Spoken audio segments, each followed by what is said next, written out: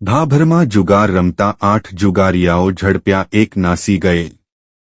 બનાસકાંઠા જિલ્લા પોલીસ વડા દ્વારા જિલ્લામાં ધાણીપાસા, ક્રિકેટ સટ્ટો, ગંજીપાના તથા અન્ય કોઈ જુગાર ધારાની વ્યાખ્યામાં આવતા કોઈ પણ જુગાર ધામ ચલાવતા હોય તેવા કિસ્સામાં તેના પર નિયંત્રણ લાવવા માટે બનાસકાંઠા જિલ્લા પોલીસ વડા દ્વારા એક સ્પેશિયલ ટીમ બનાવવામાં આવેલ છે. આ સ્પેશિયલ ટીમ દ્વારા ભાભર ટાઉનમાંથી ખાડિયા વિસ્તારમાં મુત્રડી પાસે ખુલ્લી જગ્યામાં ગંજીપાના વડે 3 પત્તીનો પૈસાનો હારજીતનો જુગારધામ પર રેડ કરવામાં આવેલ. રેડ દરમિયાન સ્થળ પરથી રોકડા રૂપિયા 21,800 તથા ગંજીપાના નમ 52 તથા મોબાઈલ નમ 6